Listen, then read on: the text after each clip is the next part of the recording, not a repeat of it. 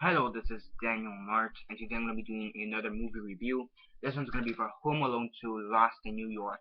So yeah, this movie stars Macaulay Culkin, Joe Pesci, um, Catherine O'Hare, John Hurt, Devin Rattray, Michael C. Moreno, Jerry Baman, Terry Snell, Santa Moses, Tim Curry, Brenda Fricker, Eddie Brackman, um, Dana Ivy, Dana Ivy, Rob Schneider, as well as a small role of Ali Sheedy and Donald Trump.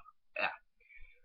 So yeah, Ali Sheedy and Donald Trump each have small cameo roles in the movie as well as Chris Columbus. He has a cameo role in the movie as well, and he's also the director.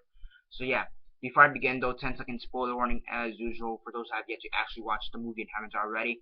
Stop the video, go check it out, and come back here and watch the rest of this review. 10-second spoiler warning as usual, starting now.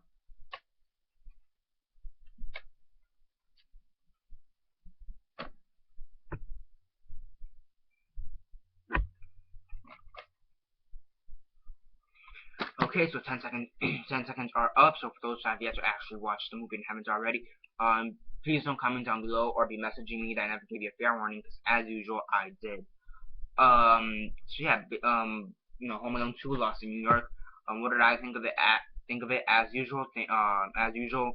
Quick synopsis, likes and dislikes, and then the rate. So basically, this time around, they actually acknowledge the fact that Macaulay Culkin, Kevin McAllister exists, and wake him up this time around, unlike the previous film, and which annotation up there, whenever I put it, and basically he gets lost in the airport, doing something with the camera, and him and his family are supposed to go down to Miami or Fort Lauderdale down in Florida. Instead, he gets a one-way ticket to New York. And they really don't notice again until like baggage claim.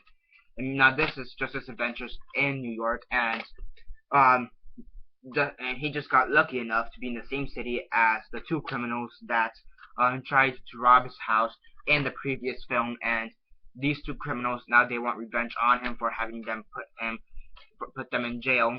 They're basically trying to kill him. They don't explicitly say it.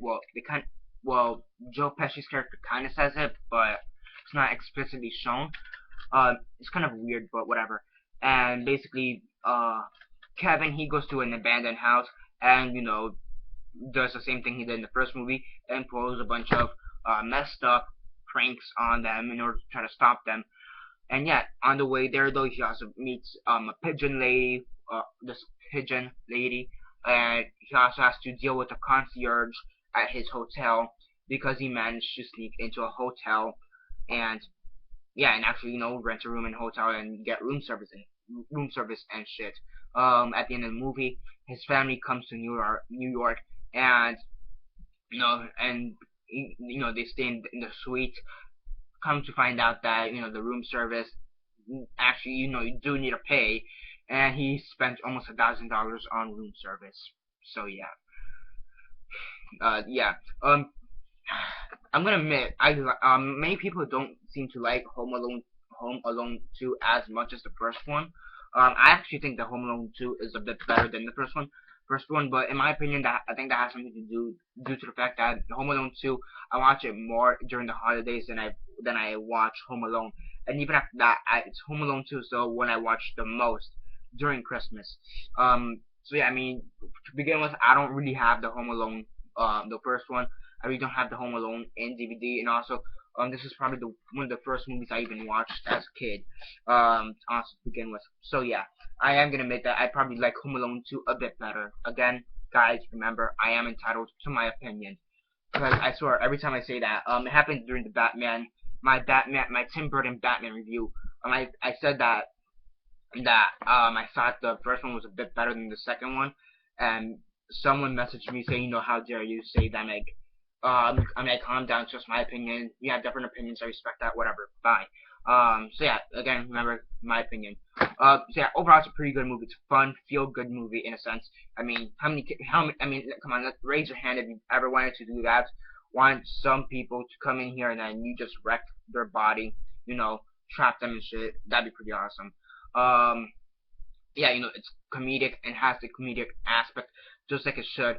Um, just like it should. And you know, I really do like the fact that it does have that comedic aspect as it always should have. You know, the acting is actually pretty good, like the first one. You know, it's actually pretty good. The writing is pretty good. You know, it's not, again, it's not trying to be the best movie. It's not trying to be the best movie in the world. It's just trying to be a fun, family friendly, somewhat feel good movie for the holidays. And at the end, that's definitely what it is. I mean, yeah. I mean, does it have its parts where it could have been improved? Of course. Especially when it came to the creepy bird lady. Many people say that the creepy bird lady was just there to recreate the effects from the first movie where he has his creepy neighbor. And in my opinion, maybe that's true, maybe that's not true, who knows. But many people don't seem to appreciate that character or like that character at all. In my opinion, I do like the character. You know, it kind of shows Kevin McAllister, that there are other things besides getting presents on Christmas, and many people seem to miss that fact. And yeah, so I actually like her character. Again, she's not the best character, but she is a pretty good character to have around for us to remind us that there are more important things in Christmas than you know, the lights and the presents. And yeah, so yeah, I mean, does it have its slow parts, or does it have its parts where it is flawed? Of course, like in most movies, it does have its parts where it is flawed.